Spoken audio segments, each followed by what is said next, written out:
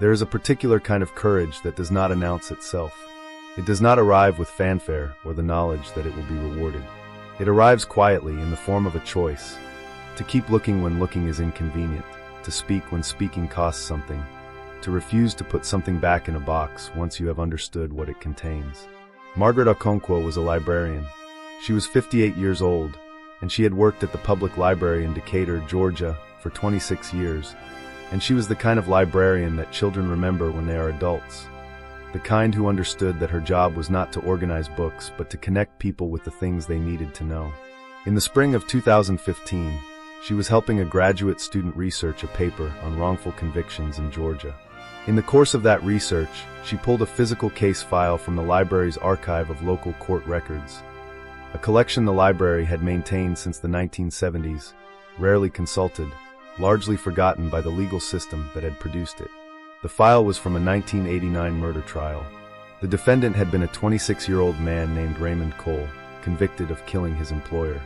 Raymond Cole had maintained his innocence for 26 years. He was still in prison. Margaret read the file because it was her job to read files. And in reading it, she found something that the 1989 trial jury had never seen. Something that should have been there. Something that might have changed everything. What Margaret Okonkwo did next, and what the state of Georgia did in response, is one of the most quietly infuriating stories this channel has ever told. Raymond Cole was 26 years old in November 1989. He worked as a handyman and general assistant for a 64-year-old businessman named Arthur Pemberton, who ran a small import company from a warehouse on the outskirts of Decatur. Raymond had worked for Arthur for 3 years. He was reliable, skilled with his hands, and by Arthur's own account, recorded in a letter to a business associate that would later become significant, one of the most trustworthy employees Arthur had ever had. On the evening of November 3, 1989, Arthur Pemberton was found dead in his warehouse office. He had been beaten with a heavy object, later identified as a wrench found at the scene. His safe was open and empty. The cash he typically kept there. He distrusted banks in a specific way that his colleagues found eccentric and his family found frustrating, amounted to approximately $14,000. Raymond Cole was the last person known to have been in the warehouse that day. He had been seen leaving at 6:15 by a neighboring business owner. Arthur Pemberton was found at 9:30 by his son, who had become concerned when his father did not answer his telephone. Raymond said he had left Arthur alive and well at 6:15. He said Arthur had been counting invoices at his desk when Raymond said goodnight. He said he had gone home, cooked dinner, watched television, and gone to bed. He had no one to confirm this. His fingerprints were on the wrench. He explained this by saying he had used the wrench that afternoon to fix a hinge on the warehouse loading door. This was true. The loading door hinge had been recently repaired, which was documented in a work order Raymond himself had filed that day. But his fingerprints were also the only fingerprints on the wrench. The investigation focused on Raymond Cole within 48 hours and never significantly widened. The trial of Raymond Cole took place in April 1990. It lasted 8 days. The prosecution's case was built on 4 elements: Raymond's fingerprints on the murder weapon, his presence at the scene earlier that day, the absence of any confirmed alibi, and the testimony of a business associate of Arthur Pemberton named Victor Drummond, who told the jury that Arthur had mentioned to him, approximately 2 weeks before his death, that he had concerns about money going missing from the warehouse, and that Raymond was the most likely explanation. The defense challenged each element. The fingerprints were explained by the work order. The presence at the scene was his job. The alibi absence affected millions of people who spent evenings alone. Victor Drummond's testimony was hearsay, a reported statement from a dead man, unverifiable, concerning suspicions that had never been formally raised with Raymond or anyone else. The defense also raised a significant point about an alternative suspect. Arthur Pemberton had, in the months before his death, been involved in a business dispute with a man named Leonard Graves, a former partner who had accused Arthur of misappropriating shared business funds. The dispute had been acrimonious. There had been threats. Leonard Graves had sent Arthur a letter, in September 1989, that Arthur's son described as frightening. The letter had been shown to police after the murder. The police had interviewed Leonard Graves. He had an alibi. His wife confirmed he had been home all evening. The police had accepted this and moved on. The jury deliberated for 3 days. Raymond Cole was found guilty of murder in the first degree. He was sentenced to life imprisonment. He was 27 years old. He said, as they led him away, "I did not do this. I want you to know I did not do this." The court reporter recorded it. Nobody in the room changed their mind. Raymond Cole entered the Georgia State prison system in the summer of 1990. He was, from the beginning, a model prisoner in the specific way that means he caused no trouble, did his work, and kept his head down. Not because he had accepted his situation, but because he had decided that the only way to survive it without losing himself was to maintain the discipline of a man who had a reason to keep going. His reason was simple. He knew he had not killed Arthur Pemberton, and he believed, with a faith that was tested more severely than most faiths are, that this truth would eventually reach the surface. He filed appeals in 1992, in 1996, in 2003. Each was rejected. His attorney changed twice. In 2005, a legal aid organization agreed to review his case, spent 2 years examining it, and concluded that while the conviction rested on thin evidence, there was insufficient new material to support a successful appeal under Georgia's post-conviction standards. He continued. He worked in the prison kitchen. He completed a bachelor's degree in history by correspondence over 8 years. He helped other prisoners with their reading and writing. He wrote letters to his sister, who was the only family member who remained consistently in contact, and who visited twice a year and brought him books and the particular news of ordinary life continuing that is both comforting and agonizing to someone who is not living it. He thought about Arthur Pemberton often. Not with resentment.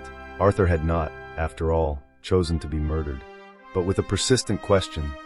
Who had done it, and what had happened to that person in the 26 years since? Margaret Okonkwo pulled Raymond Cole's 1989 case file from the library archive on a Tuesday afternoon in April 2015. She pulled it because the graduate student she was helping had identified it as one of several Georgia cases worth examining for his research on prosecutorial evidence standards. The file contained the standard materials: trial transcripts, evidence logs, witness statements, the jury instructions, the sentencing record. Margaret read through it systematically, as she did with everything, making notes on a yellow legal pad. On the 4th page of the prosecution's evidence log, she found an entry that made her stop. The entry listed, among the physical evidence collected from the crime scene, a single item described as personal correspondence, sender V. Drummond, addressed to A. Pemberton, dated October 12, 1989. Victor Drummond. The same Victor Drummond who had testified that Arthur Pemberton had expressed concerns about Raymond Cole 2 weeks before his death. The letter was listed as collected. It was not listed as introduced at trial. It was not in the trial exhibit record. It was not referenced in either the prosecution or defense closing arguments. Margaret went back to the trial transcript and searched every reference to Victor Drummond. His name appeared in his testimony and in no other context. The letter was never mentioned. She sat with this for a moment. Then she did what librarians do. She kept looking. In the archive box, beneath the main file folder, she found a secondary envelope labeled items not introduced. Inside was a photocopy of the Drummond letter. She read it. The letter was not from Victor Drummond raising concerns about Raymond Cole. The letter was from Victor Drummond threatening Arthur Pemberton. It was 3 pages long. It accused Arthur of deliberate financial fraud in their former partnership. It stated, in terms that could not be misread, that Victor Drummond intended to recover what he was owed by whatever means became necessary. It was dated October 12, 1989, 3 weeks before Arthur's murder. The letter had been collected as evidence. It had never been shown to the defense. Victor Drummond had sat in a witness box and testified for the prosecution, and the jury had never known he had sent the man he was testifying about a threatening letter 3 weeks before that man was killed. Margaret Okonkwo sat in the library archive room for a long time after she finished reading. Then she photocopied the letter, secured the original in the archive, and called the graduate student. She told him she had found something. She told him it was serious. She told him she thought they needed to speak to an attorney.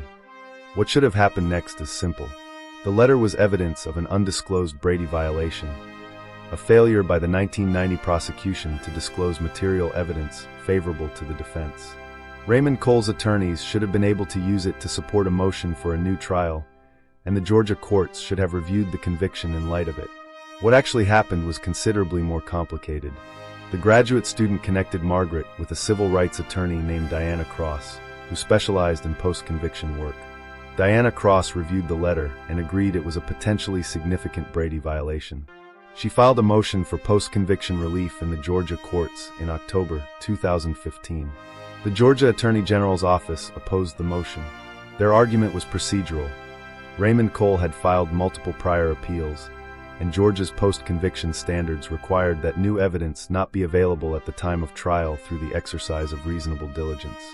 The letter, the prosecution argued, had been in the public archive for 26 years. Raymond's previous attorneys could have found it if they had looked.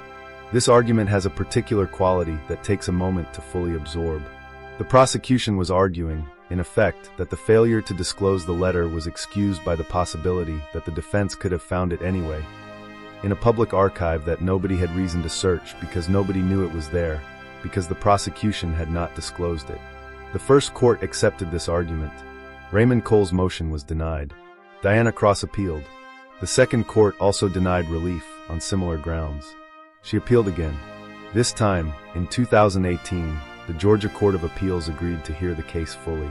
After 18 months of legal proceedings, in 2019, 30 years after Raymond Cole's conviction, the court ruled that the suppression of the Drummond letter had constituted a Brady violation and that Raymond Cole was entitled to a new trial. The reinvestigation that followed the court's ruling attempted to do what the 1989 investigation had never seriously tried: to determine whether Victor Drummond or Leonard Graves, the business partner with whom Arthur had the acrimonious dispute, had been responsible for Arthur Pemberton's murder. Victor Drummond had died in 2008. His threatening letter to Arthur could not be put to him. Leonard Graves was located in Florida, where he had lived since 2001. He was 74 years old and in poor health. He was interviewed by investigators in 2019. He denied any involvement in Arthur Pemberton's death. His 1989 alibi, his wife's confirmation that he had been home all evening, could not be reevaluated because his wife had also died in 2014. No new physical evidence linking either man to the murder was found. The warehouse where Arthur was killed had been demolished in 2003 and replaced with a distribution facility.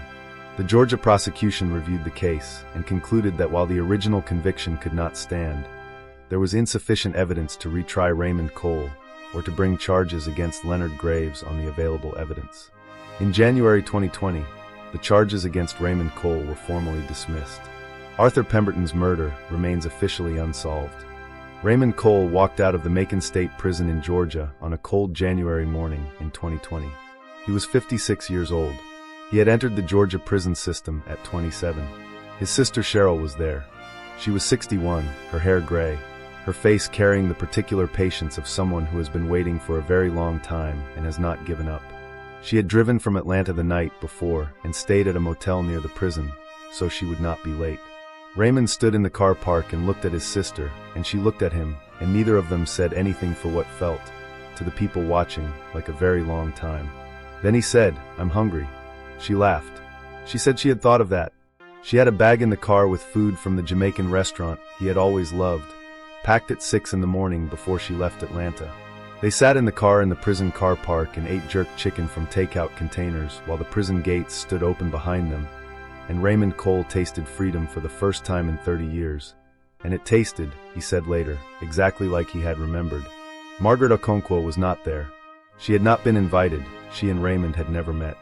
But Diana Cross had called her when the release was confirmed, and Margaret had sat at her desk in the library and cried for 20 minutes, which she said was entirely unlike her and entirely appropriate.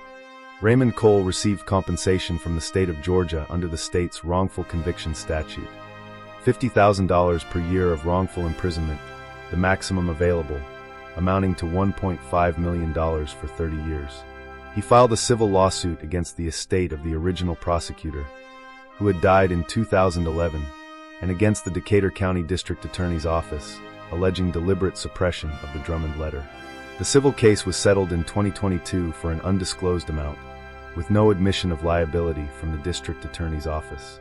Victor Drummond, who had sat in a witness box in 1990 and testified for the prosecution, while the jury was unaware of his threatening letter to the victim, faced no consequences. He had been dead for 12 years before the letter's significance was established. Leonard Graves, who remained the strongest alternative suspect, was never charged. He died in 2021, 1 year after Raymond's release. The original prosecutor's decision not to disclose the Drummond letter was never formally investigated. The Georgia State Bar took no action. The district attorney's office issued a statement expressing regret for the outcome of the case. Raymond Cole and Margaret Okonkwo met for the first time in March 2020 at the Decatur Public Library. Diana Cross arranged it. Raymond had asked to meet her. He had said, in the letter he sent to Diana, that he wanted to thank the person who had found what 30 years of appeals had missed, and that he wanted to do it in person. They met in the reading room where Margaret had spent 26 years helping people find what they needed.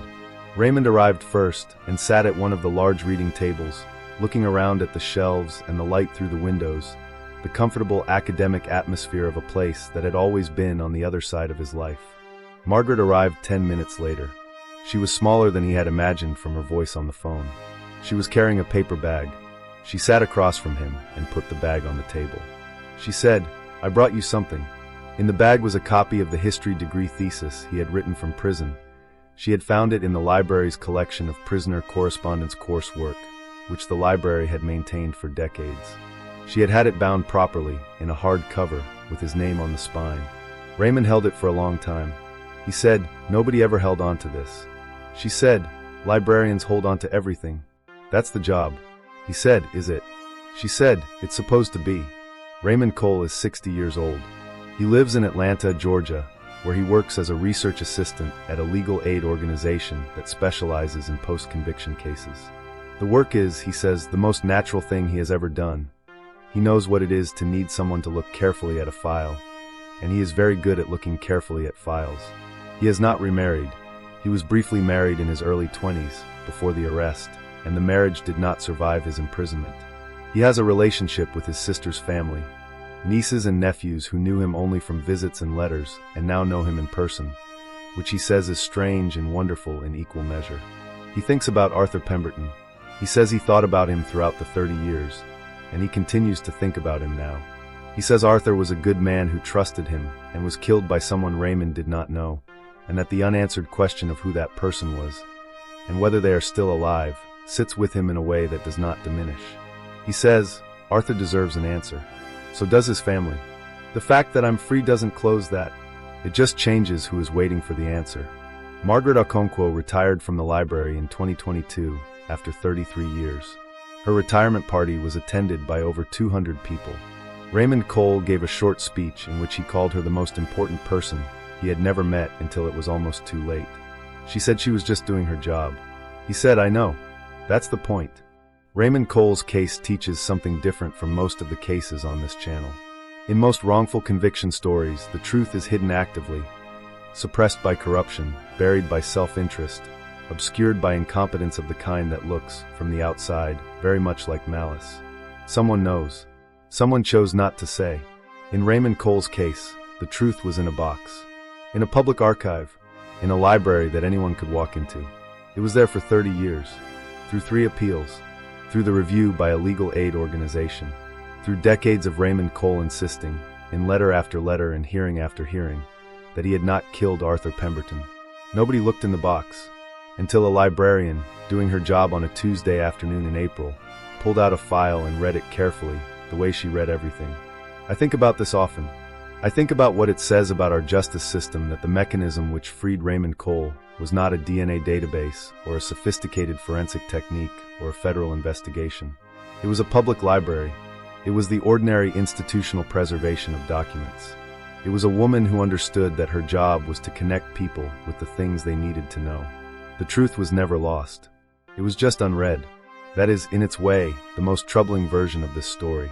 Because it means that somewhere right now, in a file in an archive in a courthouse or a library or a storage room, there is a document that would free someone. There is evidence that was collected and not disclosed, or disclosed and not examined, or examined and not understood. It is sitting in a box, waiting for someone to do their job.